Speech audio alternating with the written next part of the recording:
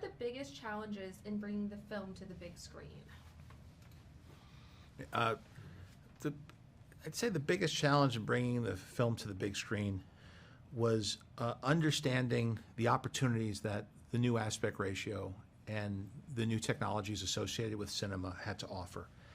I have not made a film for theaters since 2019, so it's been quite a few years, and I had never had a relationship with IMAX that started at the beginning of production.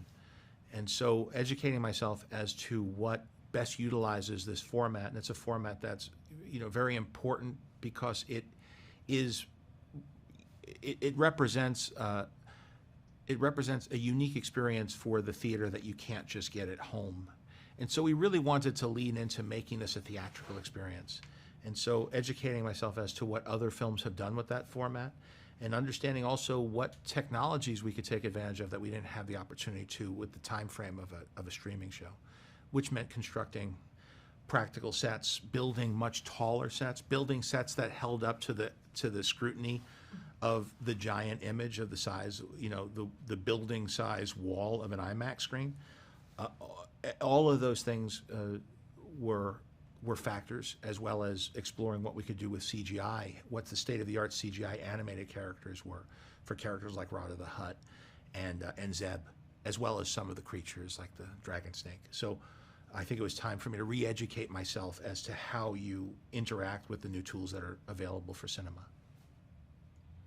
Yeah, and I think for me, one of the biggest challenges of moving the Mandalorian to the big screen was in the story. How do you take a story that some of the audience will be familiar with these characters, but a lot of the audience might not? And what is that story? What's the impact on it? When you look at Star Wars, it's always been a very expansive, large, galaxy, and yet George started off on what's the 4th episode, right in the middle of all the action. There's been all this history already. So using that kind of as a template for how to just jump an audience in on the fun right away, and making the characters, taking the archetype of the Mandalorian, who he is, and his son, this father-son dynamic, something very relatable.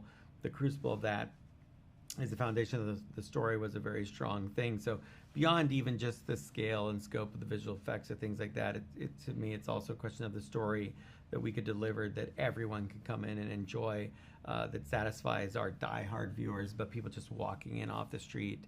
And I think Star Wars at its best is always accomplishing that. It's inviting you in to go on this ride, but the ride, hopefully by the end, is so great you just don't want to get off of it, and you want to enjoy it more and more. Certainly it's captivated me most of my life, so once I got on that ride. Tell us about, you kind of answered this already, about filming for IMAX and what that involved. Filming for IMAX involved partnering with the company.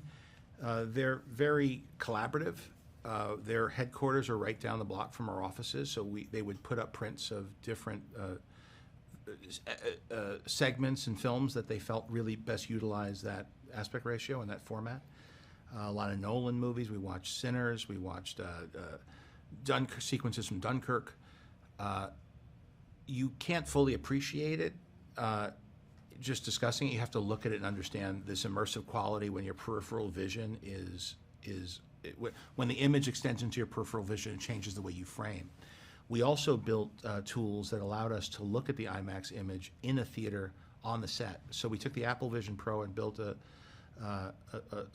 we built on top of the stack and created a theater that you could choose where you sat in the theater, and it felt like you were watching dailies in an IMAX theater. So as big of a screen as you could have, a monitor, you still don't get that feeling that you do in VR.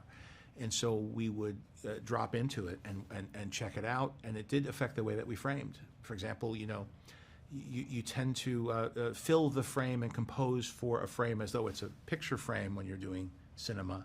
But in IMAX, the upper quarter of the screen is, you don't want to be scanning up and down. You want to be looking ahead of you as you're sitting at the height that the seats are. You get that sense in VR.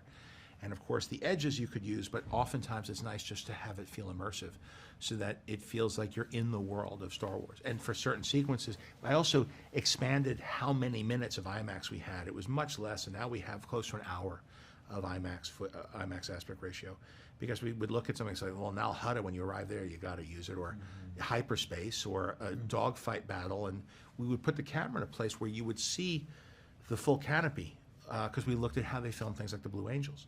So we were looking at a lot of best case scenario of how IMAX had been utilized, and then we incorporated that into our plan for how to film. Yeah, I think maybe a unique thing in this film for IMAX also was we use a lot of puppets. They're some of our lead characters, and we had some questions on how they would photograph, and suddenly they're gigantic staring at you, and how do we build them that they hold up at a level that it has the same fidelity you're seeing on a smaller screen. How do you, when we were able to check it with the innovation of looking at it through the vision, we were able to really kind of check what our work all the time, which you wouldn't normally be able to do. So that was a huge asset to it, especially having done a lot of the puppetry on it with the team. We wanted to have an idea of, was that really going to work? Was it usable? There's a level of it's not about, to me, being photoreal. It's about being believable, that the characters inhabit you in a way that you want to believe in them because they're alive. They're not. It has nothing to do with photoreal, and that's where kind of these Star Wars characters exist. And suddenly we're putting them in this amazing format, which draws you into that galaxy in a way that we hadn't really seen before. So that was something that we were kind of very watchful for, and I think worked out really great and showcases them in a new way. How hard was it to come up with a story that would appeal to hardcore Star Wars fans while appealing to newcomers at the same time? I think you have to operate under the assumption that not everybody's as familiar with Star Wars as one another, and that should not be that shouldn't divide the audience. When I first saw Star Wars, I didn't know what to expect. I got dropped into the middle of a story, but George Lucas made it coherent to me and the team of creatives that he collaborated with. The fact that it's based on a serialized story to begin with gives you some room, but you have to accept the fact that after 7 years not in theaters, there are people who were too young to watch Star Wars, who might be teenagers now or 12 years old, and they want to go to the movies too. And Star Wars has always been about everybody coming together and cheering for these really curated experiences, almost like a ride, almost like a ride at Disneyland. I mean, at its best, it feels like Space Mountain, and you want to just get on, go through all this together, look over the person that you're on the ride with, and say that you both had fun, whether it's your first time on Space Mountain or you've been on it 3 times that day.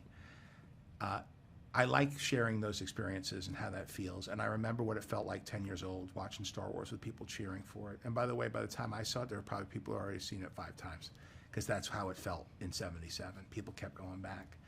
So I think that there's you have to make it coherent.